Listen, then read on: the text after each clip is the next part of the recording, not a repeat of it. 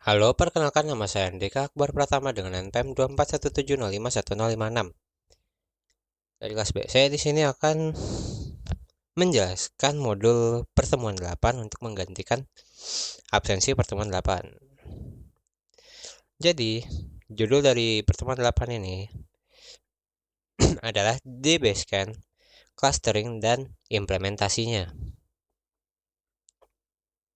Gambaran umumnya, DBaseCamp adalah algoritma clustering yang bekerja dengan cara mencari area di dalam ruang data yang memiliki tingkat kepadatan tinggi atau banyak titik data yang berkumpul rapat dan memisahkannya dari area yang memiliki kepadatan rendah.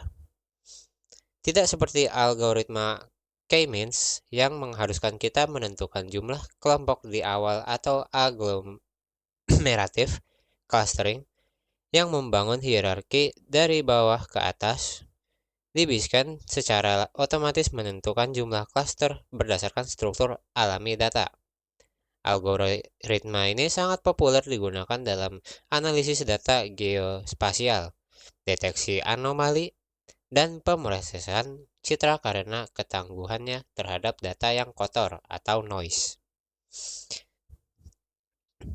Nah, untuk definisi DBSCAN itu, DBSCAN yang singkatan dari Density Based Spatial Clustering of Applications with Noise adalah algoritma pembelajaran mesin atau machine learning kategori unsupervised learning yang digunakan untuk pengelompokan data atau clustering berdasarkan tingkat kepadatan titik data dalam suatu ruang spasial. Berbeda dengan algoritma yang berbasis jarak konvensional seperti K-means yang membagi data ke dalam bentuk bulat atau spares, DBSCAN mendefinisikan sebuah cluster sebagai area yang memiliki kerapatan titik data yang tinggi, yang dipisahkan oleh area dengan kerapatan titik data yang rendah. Karakteristik paling menonjol dari DBSCAN adalah kemampuannya untuk menemukan klaster dengan bentuk yang tidak beraturan serta kemampuannya yang sangat efektif dalam menangani data pencilan atau gangguan, atau bisa dibilang noise. Ciri-ciri utama dari DBSCAN yaitu tidak memerlukan data klaster di awal, mampu mendeteksi outliner atau noise, dapat menentukan bentuk klaster yang tidak beraturan, dan cocok untuk data spasial dan distribusi kompleks. Untuk ilustrasinya sebagai berikut. Untuk di gambar ini menggambarkan cara kerja algoritma DBSCAN dalam pengelompokan data berdasarkan tingkat kepadatan. Pada bagian kiri terlihat sekumpulan titik data yang masih tersebar dan belum memiliki kelompok. Selanjutnya pada bagian tengah, DBSCAN mulai bekerja menggunakan parameter epsilon sebagai radius pencarian dan min PT sama dengan 3 sebagai jumlah minimum titik untuk membentuk suatu cluster. Titik yang memiliki jumlah tetangga minimal sesuai min PTS dalam radius epsilon disebut core point, ditunjukkan dengan warna biru, yang menjadi pusat pembentukan klaster titik yang berada di sekitar core point, tetapi tidak memenuhi jumlah minimum disebut border point atau yang warna hijau. Namun tetap menjadi bagian dari klaster karena berada dalam jangkauan core point. Sementara itu, titik yang tidak memiliki cukup tetangga dalam radius epsilon dikategorikan sebagai outliner atau noise dengan warna oranye. Pada bagian kanan, hasil akhir menunjukkan terbentuknya dua klaster utama, yaitu klaster 1 dan 2, serta beberapa titik yang tetap dianggap noise. Gambar ini menegaskan bahwa DBSCAN mampu mengelompokkan data berdasarkan kepadatan, menemukan bentuk klaster yang tidak beraturan, serta secara efektif mengidentifikasi data pencilan. Ini adalah hasil akhirnya. Nah, untuk keunggulan dan kekurangan DBSCAN yaitu, kita mulai dari keunggulan, yaitu tidak perlu menentukan jumlah klaster, mampu mendeteksi outliner atau noise, dapat menemukan klaster dengan berbentuk tidak beraturan dan lebih robust terhadap noise dibanding K-means. Untuk kekurangannya, DBScan ini sensitif terhadap pemilihan parameter epsilon dan min PTS. Kurang efektif untuk data dengan kepadatan yang bervariasi, sulit digunakan pada data berdimensi tinggi, dan performa menurun pada dataset besar. Untuk parameter utama DBScan,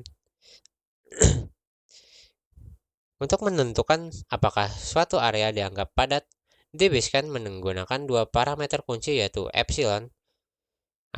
Epsilon ini adalah jarak batas untuk menentukan apakah dua titik dianggap dekat atau bertetangga. Jadi kalau jarak dua titik lebih kecil atau sama dengan nilai epsilon, maka keduanya dianggap satu lingkaran. Biasanya epsilon ditentukan dengan melihat grafik K-distance untuk mencari titik perubahan, elbow. Dan parameter keduanya yaitu min PTS atau minimum points. Jumlah min PTS adalah jumlah minimum titik data yang harus ditemukan dalam radius epsilon agar sebuah titik dapat dianggap sebagai pusat dari sebuah kelompok.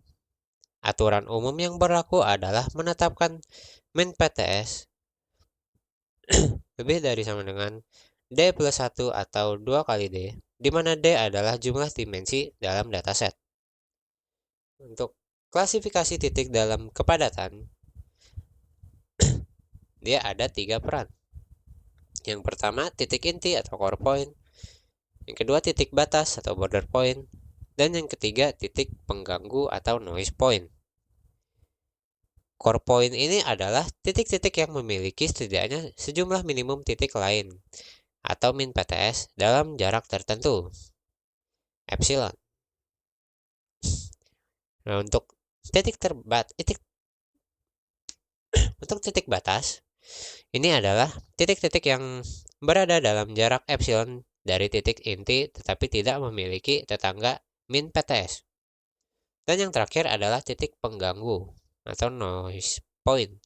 Ini adalah titik-titik yang bukan titik inti maupun titik batas. Titik ini tidak cukup mendekat dengan klaster manapun untuk dimasukkan. Titik ini dianggap sebagai gangguan dan tidak dimasukin ke dalam kelompok manapun. Ini penggambaran dari titik dalam kepadatan ini. Nah, mekanisme kerja cara kerja algoritma DBSCAM ini pertama, dia akan memilih parameter. Pilih epsilon, yaitu jarak maksimum antara dua titik agar keduanya dianggap bertetangga. Lalu pilih min PTS, jumlah minimum titik yang diperlukan untuk membentuk wilayah padat. Dan pilih titik awal. Algoritma ini dimulai dengan titik yang belum pernah dikunjungi sebelumnya dalam dataset. Lalu yang kedua, hitung jarak dari titik awal ke semua titik lain. Untuk menghitung jarak titik awal ke titik lain ini, kita menggunakan rumus Euclidean distance, yaitu akar dalam kurung X1 kurang X2 tutup kurung pangkat 2 tambah Y1 kurang Y2 tutup kurung pangkat 2. Nah, yang ketiga yaitu cari titik-titik tetangga. Titik tetangga ini titik yang memiliki jarak kurang dari epsilon dari titik awal dianggap sebagai tetangga. Lalu yang keempat, tentukan jenis titik, core atau bukan. Pertama-tama, kita tandai titik tersebut sebagai sudah dikunjungi. Jika jumlahnya lebih dari min PTS, maka disebut core point. Jika jumlah tetangganya kurang dari min PTS tetapi masih berada dekat dengan core point, maka titik tersebut disebut border point. Dan jika tidak memiliki tetangga, disebut noise atau outliner point. Bentuk klaster berdasarkan kepadatan. Gabungkan semua titik yang saling terhubung berdasarkan jarak epsilon ke dalam klaster yang sama. Yang keenam, penanganan kebisingan. Setiap titik yang tidak termasuk dalam klaster manapun tetap diklasifikasikan sebagai noise. Yang terakhir, ulangi proses untuk semua titik. Ini diulangi sampai semua titik diklasifikasikan menjadi core point, border point, atau outlier.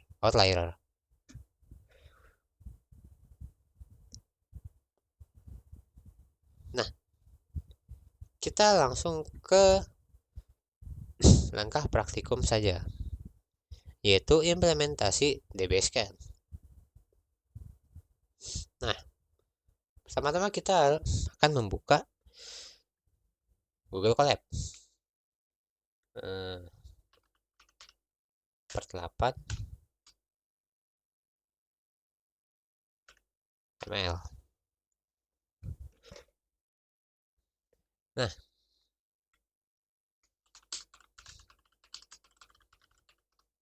pertama-tama kita akan mengimport library. Kita import NumPy.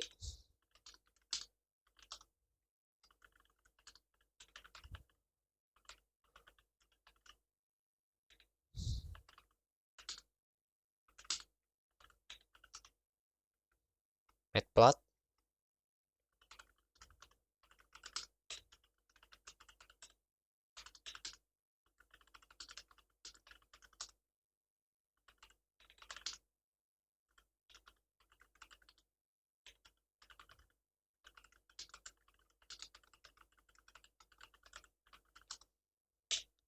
Nah,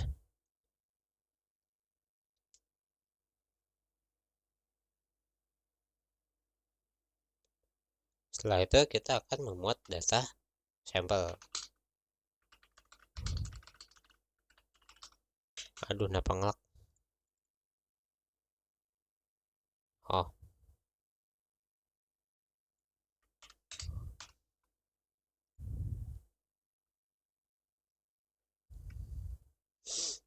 nah, aduh, ntar.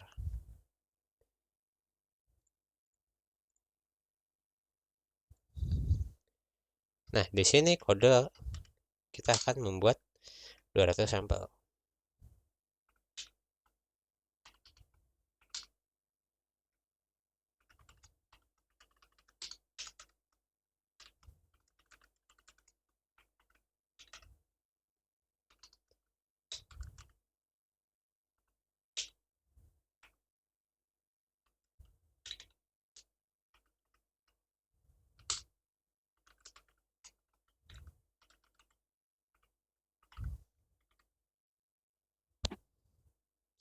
Nah, di sini juga kita bikin random set agar dataset lebih realistis. Lalu kita akan visualisasi dataset. Kita pakai PLT.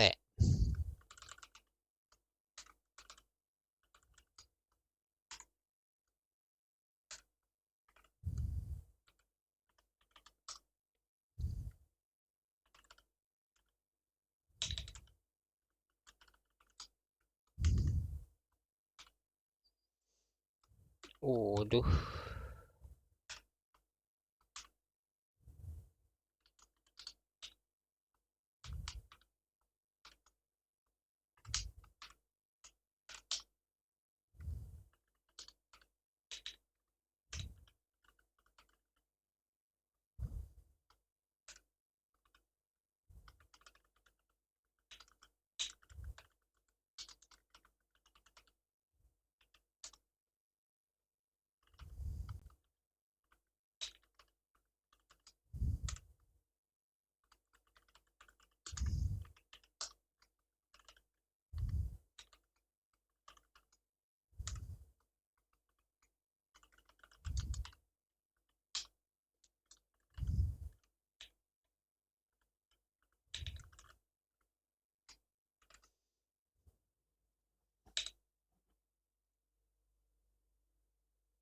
Hmm,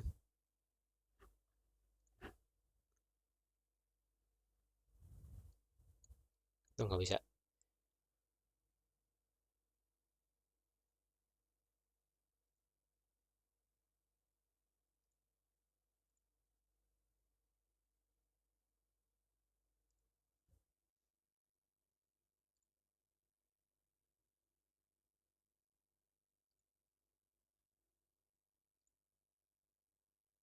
Oh iya deh.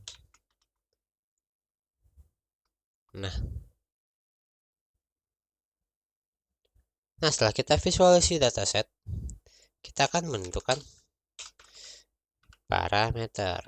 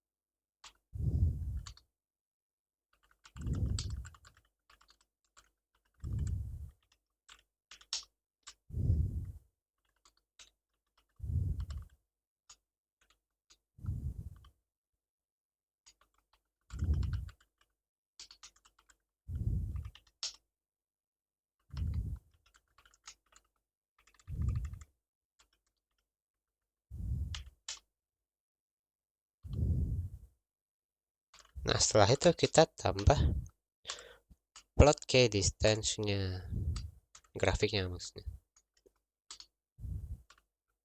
Untuk K sama dengan 5.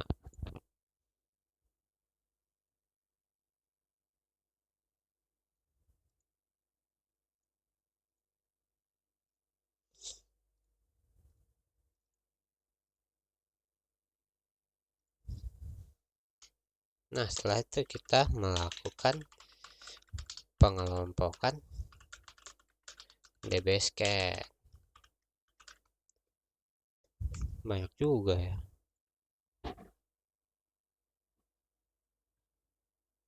Ngasih sedikit lagi.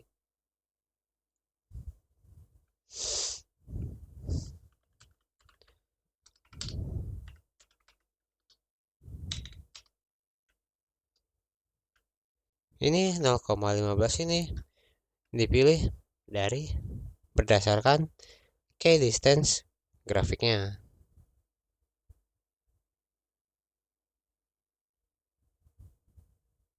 Ya gitulah.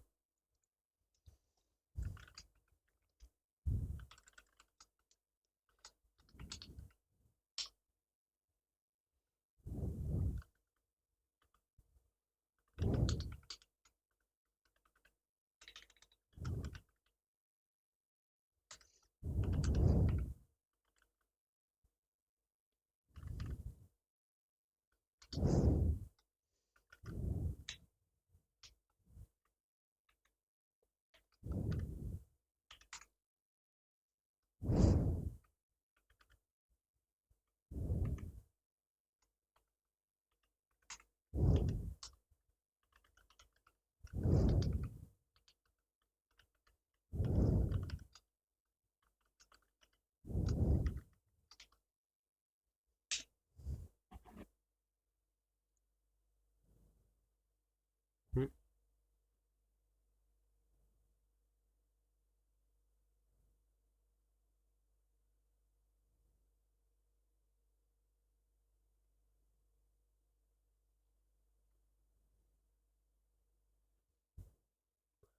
Loh,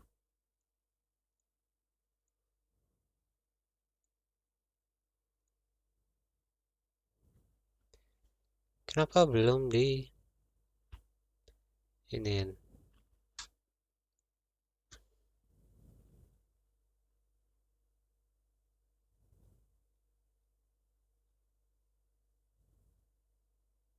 Oh iya.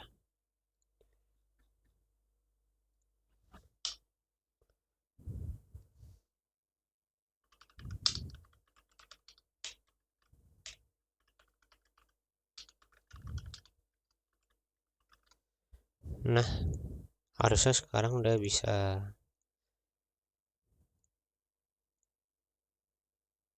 Ya.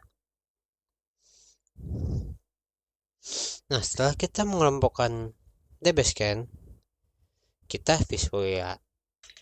visualisasi hasil.